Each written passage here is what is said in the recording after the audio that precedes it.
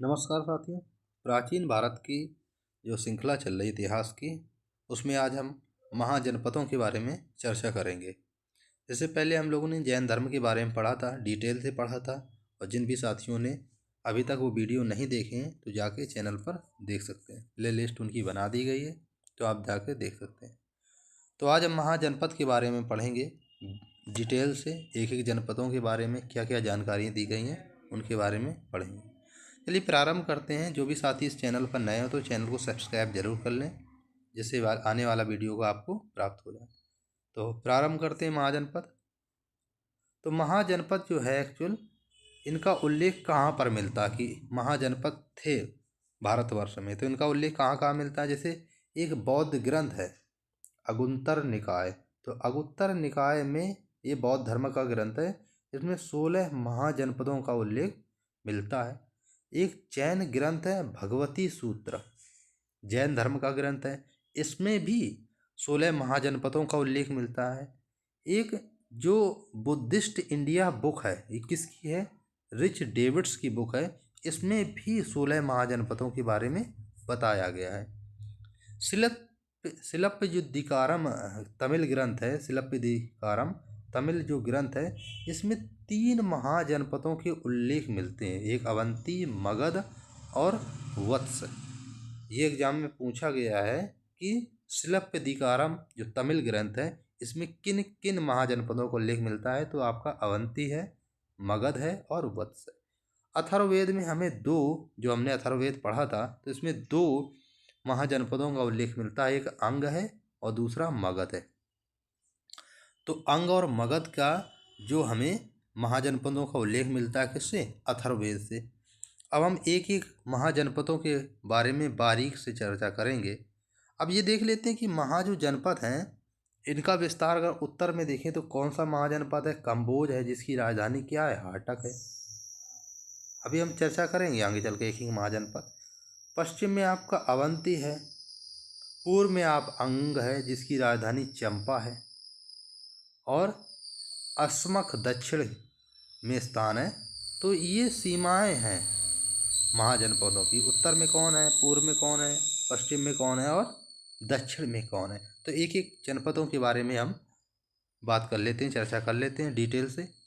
जैसे अंग महाजनपद है, तो अंग की राजधानी मैंने आपको बताया कि चंपा है, और यह बिहार के भागलपुर और मुंगेर जिले में, वर्तमान की अगर बात करें तो भागलपुर और मुंगेर का स्थान था चंपा। चंपा क्या है कि ये मगध और चंपा के बीच चंपा नदी बहती है। कौन सी, मगध और चंपा के बीच कौन सी नदी बहती है, चंपा नदी बहती है। अंग का जो वास्तुकार कौन था, महागोविंद था, जो राजगृह का निवासी था। तो अंग का वास्तुकार कौन था, महागोविंद था। अंग का जो प्रसिद्ध शासक था वो दधिवाहन था। ये बात याद रखना है, इंपॉर्टेंट पॉइंट है कि अंग का उस समय शासक दधिवाहन था। उसके बाद क्या हुआ, जब मगध साम्राज्य का उत्कर्ष होता है तो बिंबिसार हर्यक वंश का संस्थापक होता है। जब हम मगध का उत्कर्ष बताएंगे तो हर्यक वंश बताएंगे कि हर्यक वंश कौन था। तो हर्यक वंश का जो संस्थापक होता है बिंबिसार, इसने क्या किया, अंग को जीत लिया।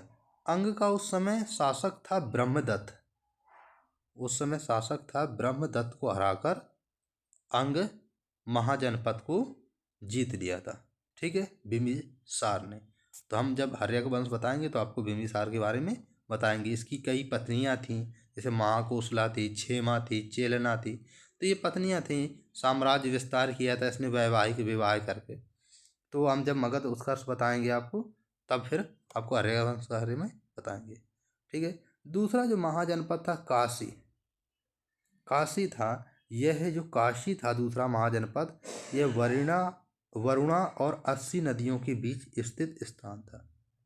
तो काशी वरुणा और 80 नदियों के बीच स्थित स्थान था काशी।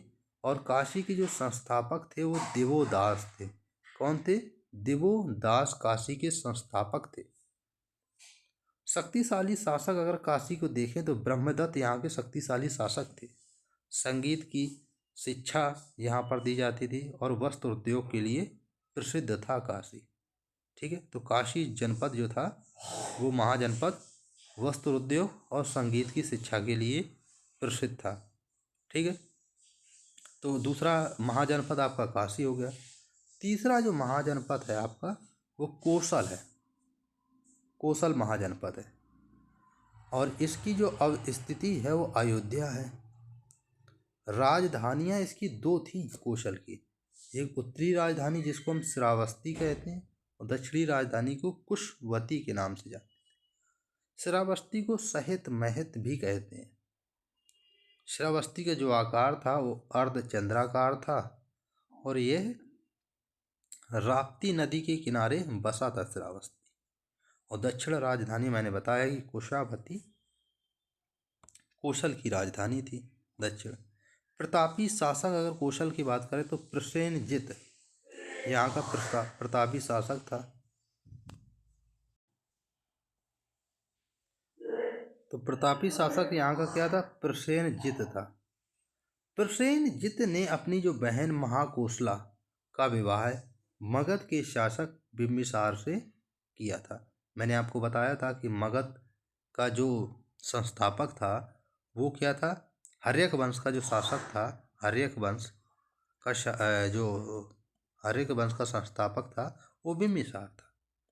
इसने जो अपने साम्राज्य का विस्तार किया तो वैवाहिक के द्वारा विवाह करके साम्राज्य का विस्तार किया था, जिसमें एक विवाह इसने महाकोसला से भी किया था जो प्रसेनजित की बहन थी। और इसको जब इन्होंने विवाह किया तो इसको काशी दहेज के रूप में दिया गया था। ठीक है,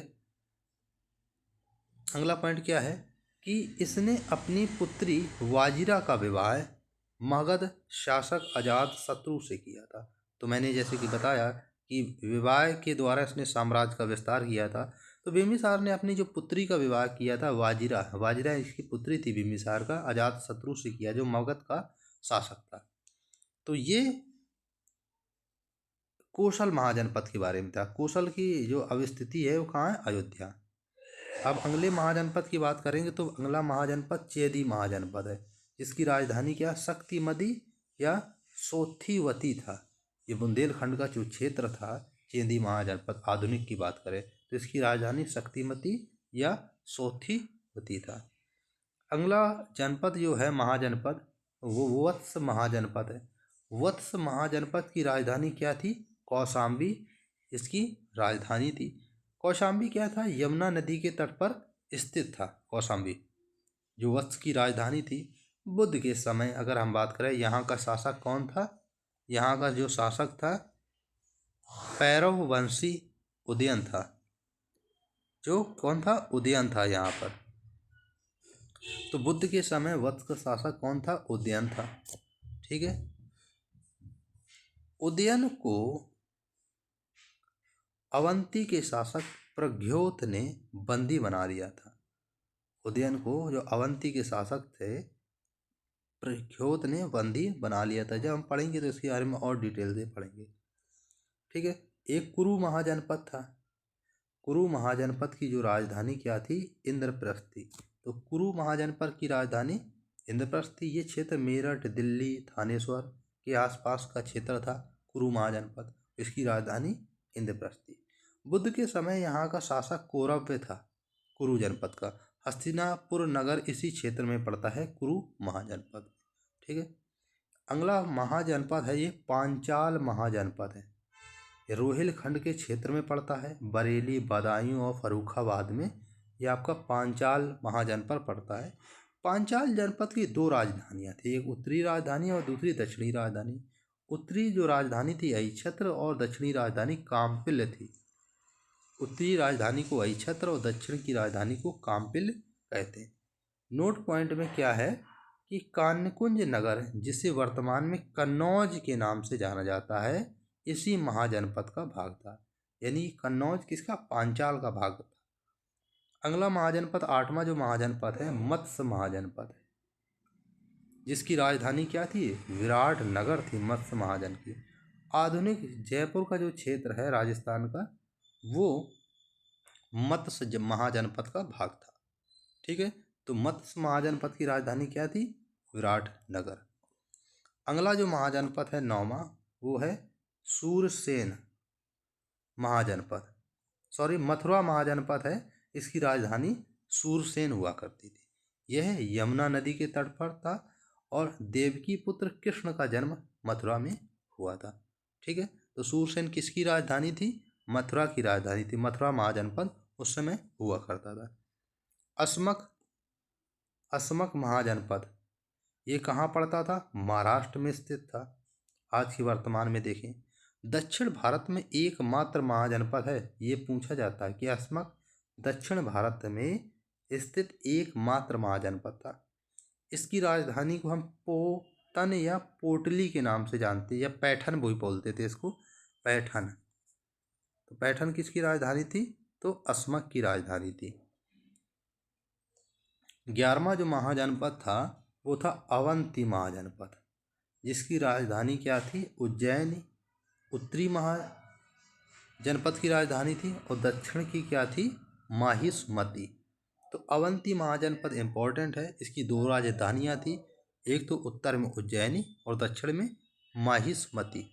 ठीक है, उज्जैनी और माहिष्मति को वैतरणी नदी दो भागों में बांटती है। ये भी इम्पोर्टेंट पॉइंट है कि उज्जैनी और माहिष्मति को वैतरणी नदी दो भागों में बांटती है। यहाँ का जो प्रसिद्ध शासक कौन था? चंड प्रघ्योत था। इसे चंड प्रघ्योत या प्रघ्योत भी कहते थे। एक इसमें फैक्ट जान लेते, जब हम लोग मगध पढ़ेंगे तब उसके बारे में पढ़ेंगे कि प्रघ्योत को जब पांडु रोग या पीलिया रोग हो गया था, तब मगध के शासक बिंबिसार ने अपने राज्य वैद्य जीवक को पांडु रोग ठीक करने के लिए भेजा था। तो राज्य वैद्य जो जीवक किसके दरबार में रहता था? बिंबिसार के दरबार में रहता था, और चंड प्रभयोग के राज के लिए बिंबिसार ने इसको भेजा था। जीवक ने महात्मा बुद्ध के उदार रोग को भी ठीक किया था। तो जीवक महात्मा बुद्ध के समकालीन है, ये भी आपको याद रखना है। महात्मा बुद्ध के समकालीन कौन है? जीवक है। और महात्मा बुद्ध के उदर रोग को भी इन्होंने ठीक किया था, जीवक ने। अगला जो महाजनपद है वो गंधार महाजनपद है। यह तक्षशिला इसकी राजधानी थी, गंधार की, और राजा तक्ष द्वारा स्थापित था। ठीक है, तक्षशिला भारत का सबसे प्राचीन नगर था।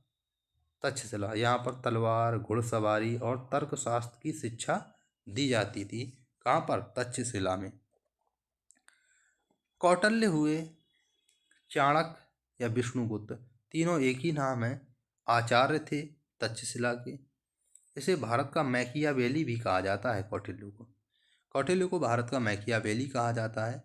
कौटिल्य ने अर्थशास्त्र नामक ग्रंथ लिखा। जब हम लोग चंद्रगुप्त मौर्य के बारे में पढ़ेंगे तब वो कौटिल्य के बारे में हम बताएंगे आपको कि इन्होंने अर्थशास्त्र नामक ग्रंथ लिखा। इसमें किसी मौर्य शासक का उल्लेख नहीं मिलता है, ना ही मौर्यों की राजधानी पाटलिपुत्र का उल्लेख मिलता है।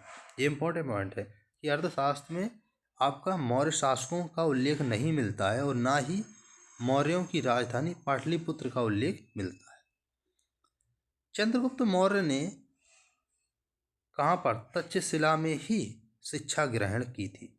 ठीक है, तो चंद्रगुप्त मौर्य ने कहाँ पर? तक्षशिला में शिक्षा ग्रहण की थी। इम्पोर्टेंट पॉइंट क्या है कि भारत का दूसरा प्राचीन विश्वविद्यालय नालंदा विश्वविद्यालय, इसकी स्थापना कुमारगुप्त ने की थी। तो गुप्त वंश में एक कुमारगुप्त शासक हुए, उन्होंने नालंदा विश्वविद्यालय की स्थापना की। जब हम गुप्त साम्राज्य पढ़ाएंगे तो कुमारगुप्त के बारे में बताएंगे। विक्रमशिला विश्वविद्यालय की स्थापना धर्मपाल ने की थी। जब पाल वंश पढ़ाएंगे तो धर्मपाल त्रिपक्षीय युद्ध जब होता है तो उसमें एक शासक होता है पाल वंश का, धर्मपाल, जो बंगाल में इस वंश का उदय होता है। प्राचीन काल में काशी, उज्जैनी, बल्लभी इत्यादि भी शिक्षा के केंद्र बने। प्राचीन काल में काशी थे, उज्जैनी थे और बल्लभी गुजरात में पड़ता है, ये भी शिक्षा के प्रमुख केंद्र हुए। ठीक है, कम्बोज की राजधानी राजपुर या हटक होती है। कम्बोज एक महाजनपद था, 13वां महाजनपद की अगर हम बात करें तो कम्बोज था। इसकी राजधानी क्या थी? हाटक थी। गांधार महाजनपद का पड़ोसी था कम्बोज। अपने घोड़ों के लिए अत्यधिक प्रसिद्ध था। ये पॉइंट याद रखना कि कम्बोज किसके लिए प्रसिद्ध था? तो ये घोड़ों के लिए प्रसिद्ध था। ये प्रश्न पूछा जाता है कम्बोज के लिए। वज्जी संघ की जो राजधानी थी वो थी वैशाली, आधुनिक वसाड़ का जो क्षेत्र है। तो वज्जी संघ की राजधानी क्या थी? वैशाली थी। आपको याद रखना, सर्वाधिक जो वर्षावास बुद्ध ने बिताए वो वैशाली में ही बिताए हैं। वैशाली वज्जी संघ के साथ साथ लिच्छवियों की भी राजधानी थी। यह 8 जनों यानी कि अष्टकुलिक का संघ था वज्जी। 9वां महाजनपद क्या है? मल्ल महाजनपद। तो मल्ल महाजनपद की 2 राजधानियाँ, एक तो उत्तरी राजधानी कुशीनगर और दक्षिणी राजधानी पावापुरी। वर्तमान का देवरिया जिला मल्ल महाजनपद का क्षेत्र है। ठीक है। 16वां महाजनपद की अगर हम बात करें तो मगध महाजनपद है। कौन है? मगध महाजनपद है। तो मगध महाजनपद की बात करें तो पटना, गया, साहेबाद यानी कि बिहार के क्षेत्र थे वर्तमान में। देखिए तो ये मगध महाजनपद में आते थे। राजधानी अगर मगध की देखें तो राजगीर या गिरिव्रज थी। इसका उल्लेख मगध का अथर्ववेद में मिलता है। मगध अपने लोहे की खानों के लिए प्रसिद्ध था। किसके लिए? लोहे की खानों के लिए प्रसिद्ध था मगध। तो उसके बाद मगध साम्राज्य का उत्कर्ष होता है मगध जनपद के बाद। तो इसके बाद जो अगला टॉपिक है तो हम लोग मगध साम्राज्य का उत्कर्ष पढ़ेंगे। ठीक है, अगला टॉपिक। तो आज के लिए इतना ही। धन्यवाद।